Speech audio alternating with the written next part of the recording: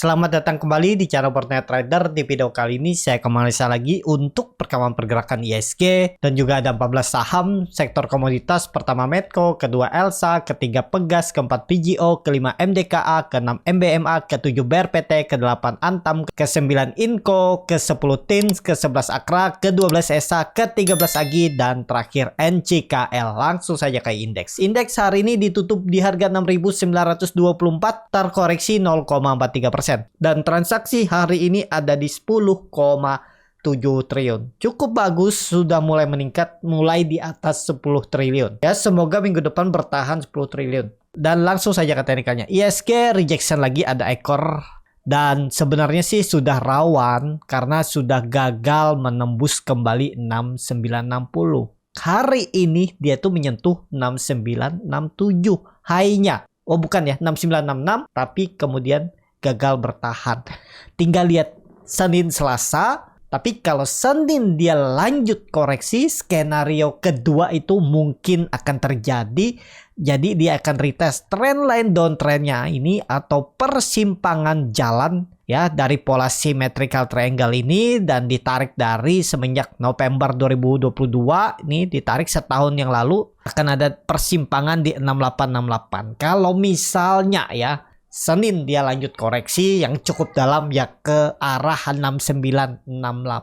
Dan kalaupun technical rebound, kemungkinan besar IHSG akan susah menembus 6950 dan ada indikasi pola dead cat bone dan akan terjadi benar koreksi. Jadi koreksinya bisa langsung di awal atau di minggu kedua September ya. Koreksi bulanan, dan itu sering terjadi di histori tahun-tahun sebelumnya. Jadi ya skenario 2 yang akan terjadi, dia turun. Tapi misalnya ya nih Senin nih, kasih toleransi lagi. Senin dia mampu rebound, tutup di atas 6960, berarti dia harus naik sekitar setengah sampai 0,75% ya, kalau bisa aman. Skenario 1 nge-swing atas akan terjadi. Tapi kalau gagal kayaknya susah ya. Untuk ISG kita lihat aja nanti. Level psikologisnya nih 6950, 6960. Bertahan di atas itu bagus. Minggu ini gagal bertahan di atas itu ya akan terjadi koreksi yang cukup dalam mungkin untuk ISG. Seperti itu untuk ISG. Langsung saja ke saham pertama. Ada Medco yang ditutup di harga 1330, menguat 0,75%. Kalau dilihat dari transaksi asing net sell. Kalau dibongkar semuanya, Medco hampir sama antara akumulasi dan distribusi.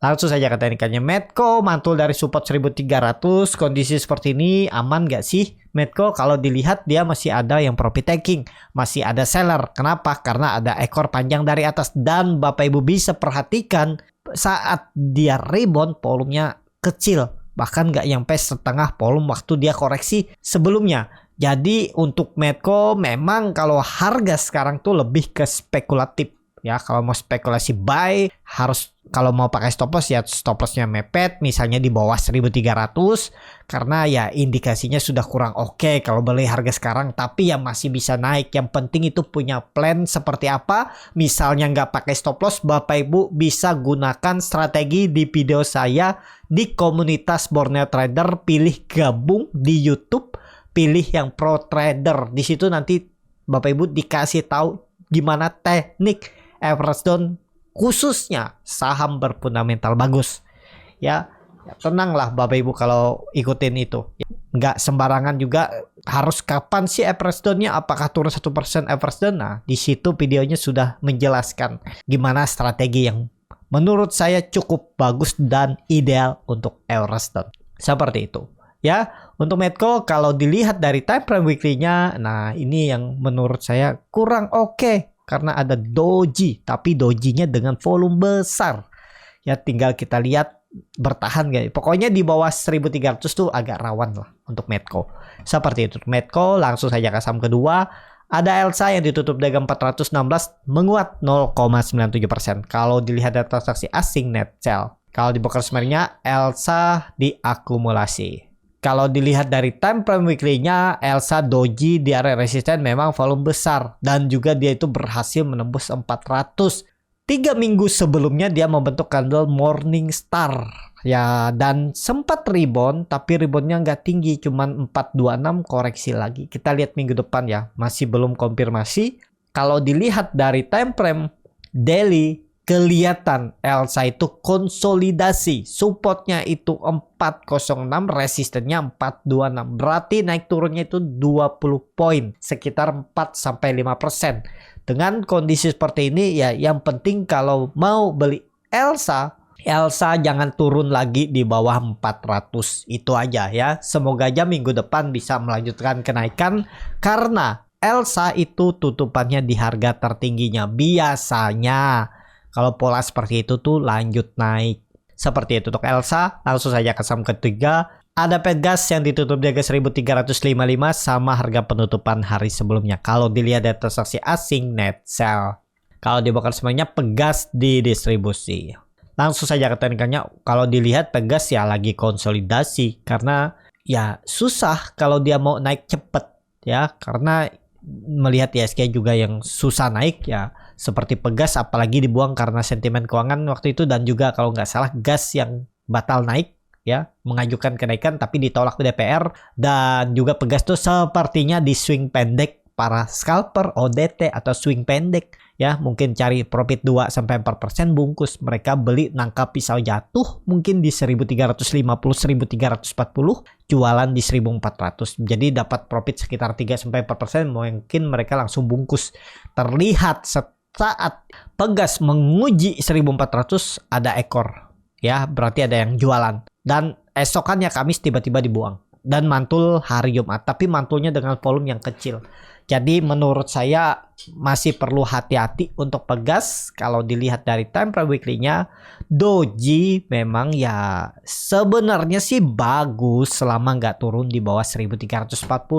Kalau Bapak Ibu beli di harga supportnya ini di 1350-an, ya mestinya ya sesuai ideal lah kalau mau beli ya. Kalau dia bisa nge-swing atas, Bapak Ibu mending profit taking dulu di 1400 atau 1390 itu ya, dapat 3% 4% ya bungkus saja dengan harga sekarang.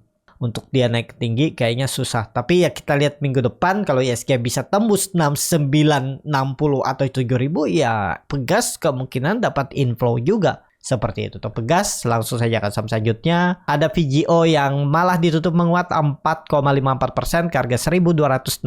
Kalau dilihat dari transaksi asing, net buy.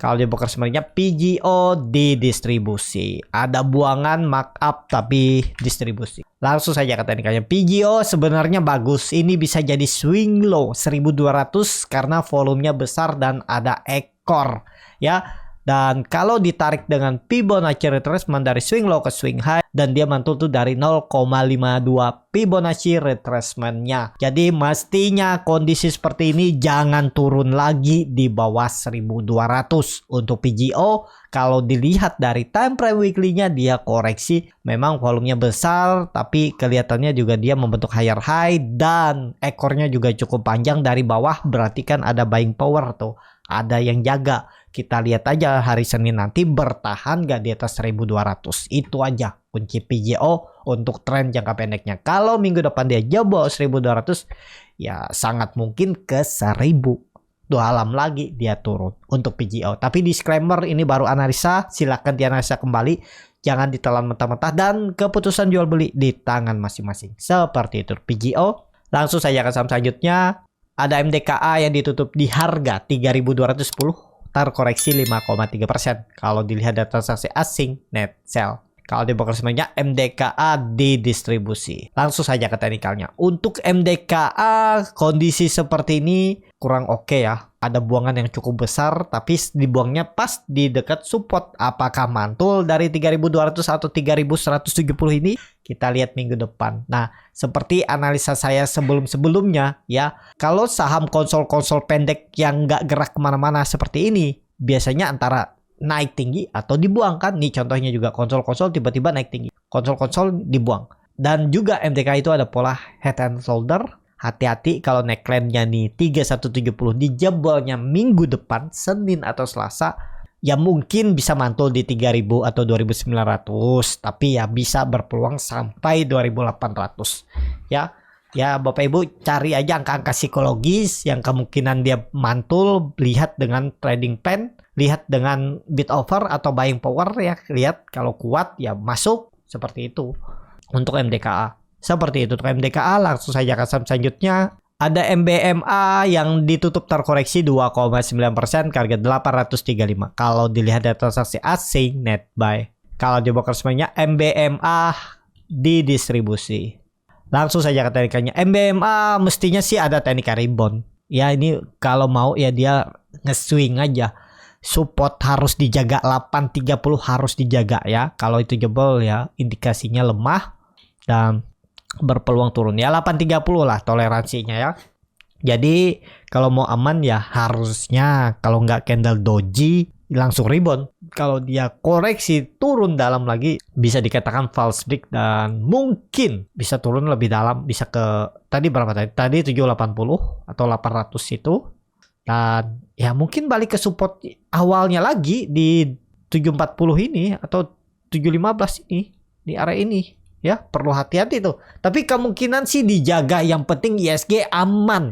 Kalau ISG rebound tembus kembali 6960, MBMA kemungkinan besar ini swing low dan dia naik lagi menguji all time high-nya 955. Itu untuk MBMA. Seperti itu. Langsung saja ke saham selanjutnya ada BRPT ditutup di harga 1140 menguat 0,88%. Kalau dilihat dari transaksi asing net sell.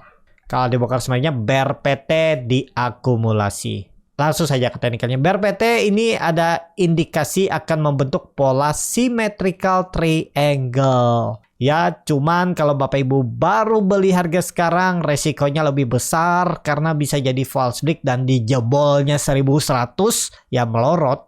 Tapi dengan kondisi seperti ini harusnya aman. Yang penting ISG di atas 6.900 atau berapa tutupannya tadi itu?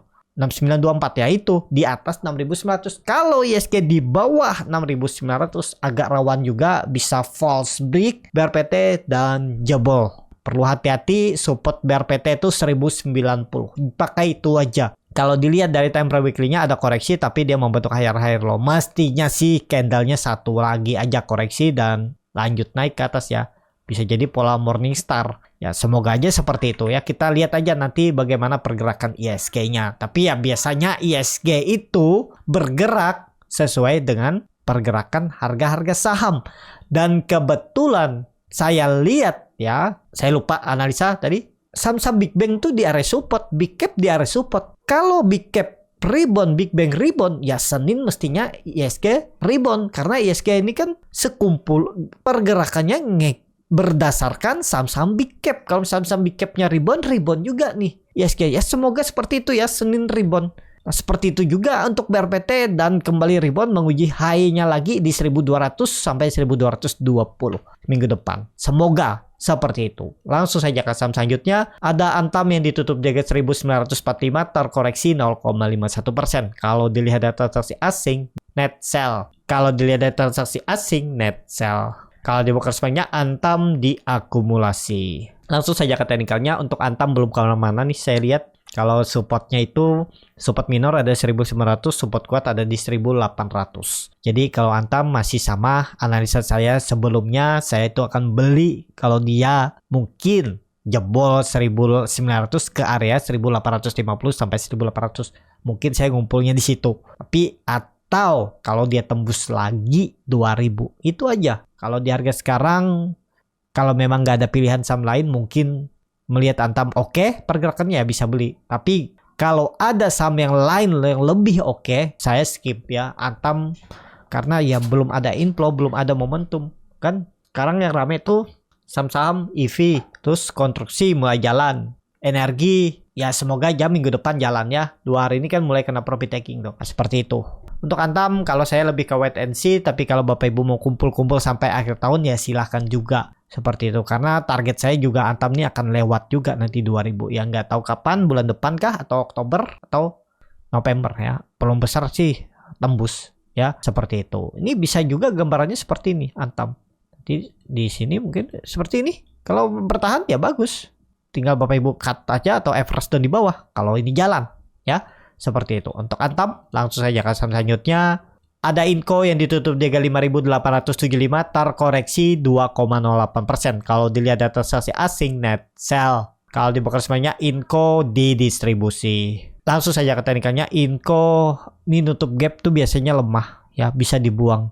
Karena sudah jebol 5.900 memang masih bisa ditoleransi, tapi sudah indikasi lemah. Dan kalau Bapak Ibu punya Inco bingung di mana average down-nya, Bapak Ibu langsung aja gabung di komunitas Borneo Trader, pilih yang pro trader, nanti di situ ada cara average down-nya. Atau ya silahkan average down di 5.500 5.400, area ini nih bisa menarik harusnya ya untuk Inco. Kalau yang sudah beli ya, kalau mau hot, kalau misalnya floating loss cuma 3%, mending cut dulu kalau dia besok jebol 5.800, Senin maksudnya, nanti buyback di bawah atau average down di bawah kalau punya dana, atau baru setengah atau baru sedikit belinya nyicil, boleh juga. Banyak strategi di pasar modal nih ya. Jadi seperti itu. Untuk Inco, langsung saja ke saham selanjutnya. Ada TINS yang ditutup di 885 sama harga penutupan hari sebelumnya. Kalau dilihat dari transaksi asing net sell, kalau dibongkar semuanya TINS diakumulasi. Langsung saja ke teknikalnya. Untuk TINS kemungkinan ya, karena ini masih mencoba bertahan, tapi ya itu teknikal yang konsol pendek seperti ini, range sempit antara dia naik tinggi nanti mungkin ke sekitaran 920 930 atau dibuang. Pokoknya Bapak Ibu pakai low-nya 870 ya, 2% 3% tinggalin aja kalau dia jebol minggu depan. Itu aja ya, TIN kalau mau bagus ya harus rebound. Apalagi candle weekly-nya itu doji, ekor panjang. Ini bagus sebenarnya. Bisa teknikal rebound paling nggak 920. Jadi masih bisa naik mungkin 3,5% sampai 4%. Itu menarik menurut saya untuk TINS ya. Yang punya atau yang masih nyangkut ya tergantung bagaimana strateginya aja untuk TIN. Kemungkinan besar bisa teknikal rebound harusnya untuk TIN minggu depan. Tapi ini disclaimer ya. Langsung saja ke saham selanjutnya. Ada Akra yang ditutup di 1.445 terkoreksi 2,03%. Kalau dilihat data transaksi asing net sell. Kalau di broker semarinya Akra diakumulasi. Langsung saja ke teknikalnya, Akra gagal menembus 1.550 dan turun. Ya inilah, kalau melihat Akra jangan pakai 1.450 nih. Pakai ini aja. Nih tutup. Kita gambar ulang aja ya. Akra pakai 200-nya aja, toleransi ya 1.400. Nah, ini. Ya kalau dia gagal bertahan di atas 1.400 itu tinggalin aja. Kalau mau bagus ya ini swing low, nggak boleh lagi turun. Mungkin turun satu candle tapi nggak boleh tutup di bawah 1.400. Kalau mau bagus ya Akra, kalau dilihat dari time frame weekly-nya cukup bagus, higher low, cuman ya belum kuat ya. Nggak tahu ada cerita apa, tiba-tiba kalah lagi dia, turun lagi, bahkan membentuk lower high. Ya mestinya sih kalau saya lihat gambarannya yang penting ISG aman di atas 6900 atau 6880. Kemungkinan Akra kalaupun satu candle lagi koreksi terus mantul dan konsolidasi 1400 sampai 1500. Ini area konsolidasinya. Ya menurut saya seperti itu. Jadi menurut saya juga masih aman lah untuk Akra selama di atas 1400 di atas EMA 200-nya. Langsung saya ke saham selanjutnya. Ada ESA yang ditutup dengan 640 terkoreksi 0,77%. Kalau dilihat data transaksi asing net sell. Kalau di broker semuanya ESA didistribusi. Langsung saja ke teknikalnya, ESA juga nggak mampu dia rebound ya. Sempat rebound di hari Rabu, hari Kamis kena buang lagi. Terus hari Jumat dia turun dari 640, sempat jebol terus ditarik naik. Kita lihat aja Senin gimana kondisinya. Kalau saya lebih ke wait and see aja dulu untuk ESA. Pergerakannya belum bagus, tapi kalau dilihat dari time frame weekly-nya ya dia konsolidasi dan candle-nya hijau memang membentuk higher low. Kalau mau aman ya di atas berapa nih? Kalau menurut saya kalau mau aman di atas 650, 660. Tutup di atas itu sekali lagi sangat mungkin dia nge-swing atas 730, 750. Ya, seperti itu. Oke, saya langsung saja ke saham selanjutnya. Ada AGI yang sudah lama tidak saya analisa yang ditutup di harga 1860 sama harga penutupan hari sebelumnya. Kalau dilihat dari transaksi asing nggak ada jual beli. Kalau di broker semuanya AGI ada akumulasi tapi likuiditasnya tipis. Masa lotnya seperti ini aja, transaksinya nggak nyampe 300 lot sehari ya jual belinya. Langsung saja ke teknikalnya udah jebol juga 1880-nya ya. Saya dulu udah cut loss juga, kelamaan nunggunya konsol-konsol nggak jelas ya saya jual. Dan kondisi seperti ini ya masih, kalau mau masih hot silakan di hot. Tapi ya level psikologisnya memang 1880. Tapi kalau Bapak Ibu mau kasih toleransi sampai 1860 ya silahkan juga ya. Tapi indikasinya sudah lemah karena dia terus mau untuk lower high lower low. Takutnya sih jebol juga ya. Ya indikasinya sih sudah jebol. 1880 itu levelnya. Tapi ya kalau Bapak Ibu masih yakin AGI ya boleh-boleh di hot ya, seperti itu. Untuk AGI langsung saja ke saham selanjutnya atau saham terakhir ada NCKL yang ditutup di 995 terkoreksi 2,92%. Kalau dilihat dari transaksi asing net sell. Kalau dibuka semuanya NCKL di distribusi. Langsung saja ke teknikalnya. Untuk NCKL ya mestinya sih retest saja ya. Di atas 980 aman harusnya. Jadi kalau menurut saya sih harusnya bertahan, ada potensi koreksi satu candle lagi habis itu teknik rebound Selasa. Semoga seperti itu. Memang kalau dilihat dari time frame weekly-nya ekornya cukup panjang bahkan lebih besar dari body. Berarti seller tuh cukup kuat dari atas. Dan ya bisa dikatakan dia gagal menembus level psikologis 1000 resistennya angka genap. Tapi 5 poin aja turunnya menurut saya masih bisa ditoleransi. Tinggal lihat minggu depan bertahan nggak di atas berapa tadi supportnya. Kalau support tren jangka pendeknya ya di time frame harian itu ada di 975. Gagal bertahan di atas itu ya false break ke bawah dulu. Kalau Bapak Ibu sabar mau approach down di bawah, mau menunggu sampai profit silahkan juga. Tapi kalau yang nggak sabaran ya stop loss aja dulu kalau dia gagal bertahan di atas 975 untuk NCKL. Seperti itu. Cukup sampai di sini video kali ini. Terima kasih untuk Bapak Ibu dan teman-teman yang sudah menonton video ini sampai selesai. Apabila cara berniat dan yang bermanfaat dan bisa menjadi bahan pertimbangan Bapak Ibu dalam membeli, menyimpan, dan menjual sahamnya, bisa klik tombol subscribe dan nyalakan lonceng notifikasi. Ada kritik, saran, ataupun pertanyaan, bisa langsung tinggalkan di kolom komentar. Dan bagi Bapak Ibu dan teman-teman yang baru belajar trading, masih bingung memilih saham, bingung membuat trading plan, bisa join trading bersama Borneo Trader. Nanti dipilihkan saham-sahamnya dan dibuatkan trading plan-nya beserta chartnya dan juga free konsultasi portofolio. Kalau tertarik, DM Instagram Borneo Trader. Sampai ketemu, tetap semangat dan semoga bisa terus cuan.